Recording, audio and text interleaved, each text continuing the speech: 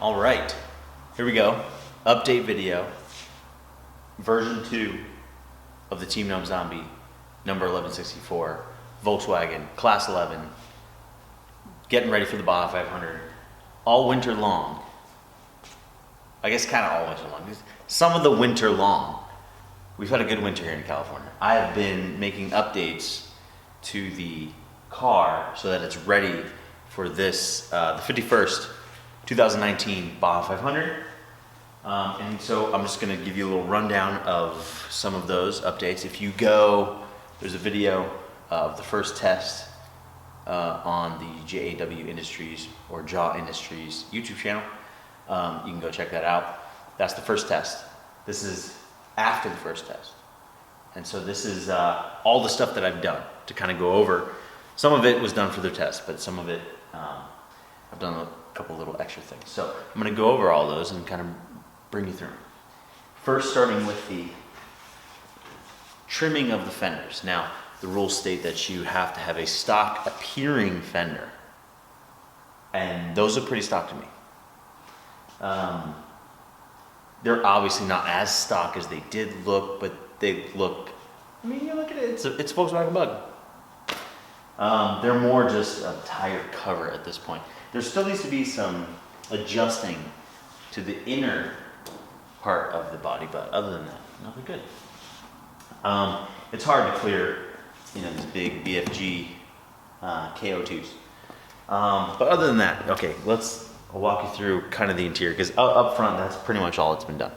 So let's walk you through. I'm gonna pick you up here. We're gonna carry, look at this thing. It's just, it's ready to try again. It is ready. I think so. I mean, I don't think it's ever really ready, but it's ready.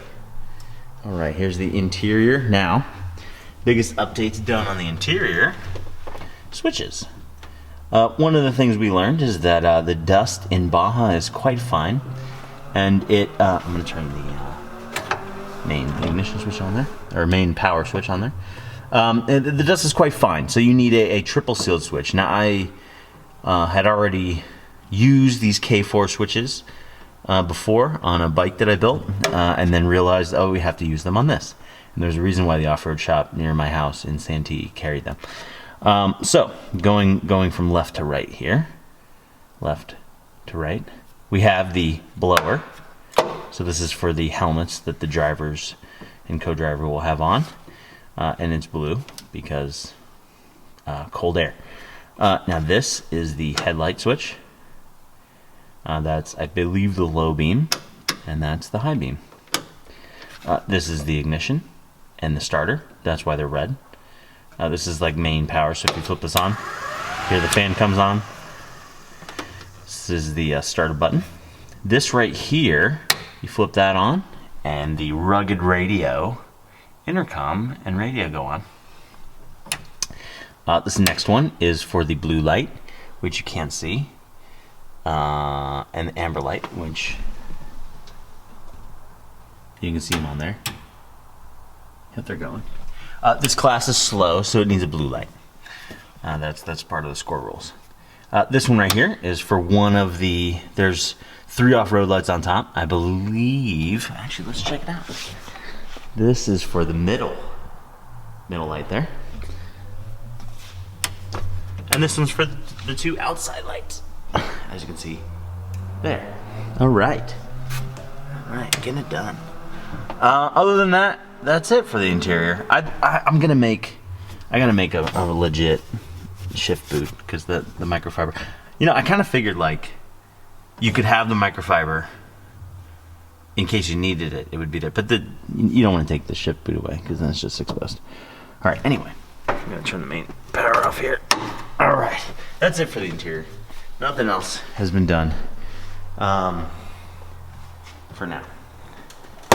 Moving on to what the main part, the main really where all the work has been done over the winter. It's on the engine. The problem that we ran into was that this right here our alternator strap had failed. And so I went to Cartech Off-Road.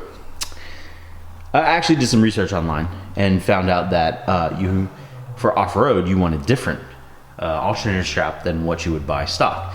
So we're going with the T-bolt setup here, very aerospace inspired. We used to use those on a lot of the jet engine components that I used to build. We used to use a strap like that to kind of hold them together. So it's got a little nylock nut and a long grade 8 kind of threaded shaft there, and it'll hold it down to the pedestal. I've went and replaced all of the tins. So Scat Performance, they claim to make the best off-the-shelf tins for this engine. So the fan shroud here, the top tins are all from Scat, and the backing plate here. Also a balanced and welded, fully welded fan for the back. That's all kind of going together to make it so that it works exceptionally well. And the new pedestal, like I said, for the alternator to sit on. I spaced this pulley out with 2 spacers because we had there's a little alignment issue, and now I don't know if you can see, but that has gotten much better. And then a cooling fan for the alternator to keep it, as cool as it can possibly be. The other issue we were running into was that, so MP makes a carburetor which looks just like this, and it's completely stock. I bought that carburetor originally. It has a choke and everything, all the stuff in it you would want to run a street bug off of. This is obviously not, but they also make a Score Class 11 specific carburetor, and that's what this is. Now, there was always an issue with the carburetor. It just didn't want to run right. And it would give us the issue that it's supposed to fix.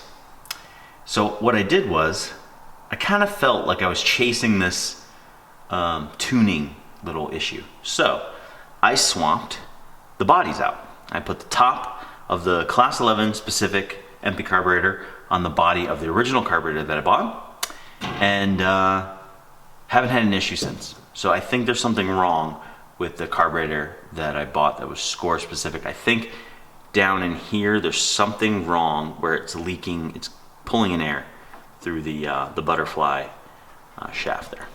But so what's nice about is with this carburetor is they let you run a external float vent. So that's what that is. I'm gonna kind of permanently mount that, but that's just how it is for now. A little uni filter up there for now. But that's how that is. So what else have I done? Torn down the engine completely, or not. That is completely false. Haven't torn down the engine completely. Tore down all the sheet metal of the engine completely. That's what I meant to say. And got it down to pretty much where it was the top of the motor. So I've replaced all the seals, cut these back a little bit, the little heater ports, all new seals here, new seals on the cylinder head part. And then I also, see these screws here? We had the flathead ones originally, and because that was, you could get them easily, and learning lessons have figured out that no, that's not what you want. So I went and I got these M8, and they have a serrated flange, so they grip. So it's like a locking mechanism that they can kind of turn into the sheet metal and lock in place. And those will be much easier to get to if we have to in the race, like we did last time, kind of mess with stuff. So I've got that. Got those installed on all of the sheet metal. I've taken all the flathead stuff off, thrown them away, and just run these. You can buy these for like a set of 30 for like $3 on eBay, which is a good thing. And so I just bought a bunch of them and did. So the only tin that's not new is this one right here, and I've kind of trimmed it out and made room for the extra oiling that we need. So doing all that over the winter, kind of stripping everything down, going over everything, new seal back here for the crank, and like I said, double spaced it out, all that stuff, and kind of putting it back, and then running it, getting it up, getting it going. and then testing it. Haven't had an issue. Going over a lot of whoop type stuff. Haven't had the issue. So I'm thinking we're good. We'll see. It's kind of hard to tell with these cars because, I feel like the struggle is that it's not really meant to do the 500 in the modern day sense of like you have this time and you have to do it. It can do it, but you need a little bit of luck on your side.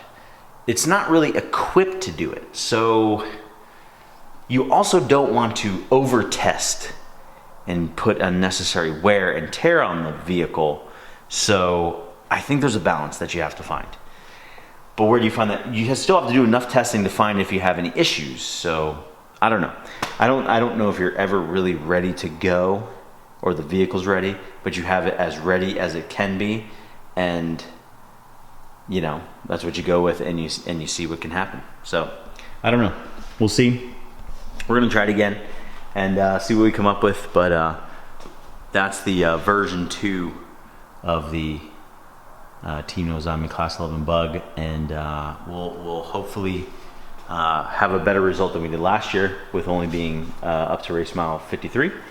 Yeah, it's a new course this year, so we're hoping that maybe we get a little bit of advantage luck out of that. We'll see. So that's it, and I'll try to post more videos. I'm gonna do a little driving portion. I'll just add it to the end of this one, just a little clip of me driving around the streets around my shop, just putting miles on it. And I figure if it can drive good on the street, that's like step 1 for making everything good to go. And it drives really well on the street. I'm pleased. I'm really. I also went to instead of synthetic in the gearbox, I went to a dyno oil, Stay Lube. I found it at a Napa in Murrieta, and I put that in there. I had read online that it's good for the synchros to have the dyno oil in there with the extra additives or the other additives in it versus the synthetic. So I'm gonna try that out. So we'll see how it works. But yeah, thanks for watching. See you next time.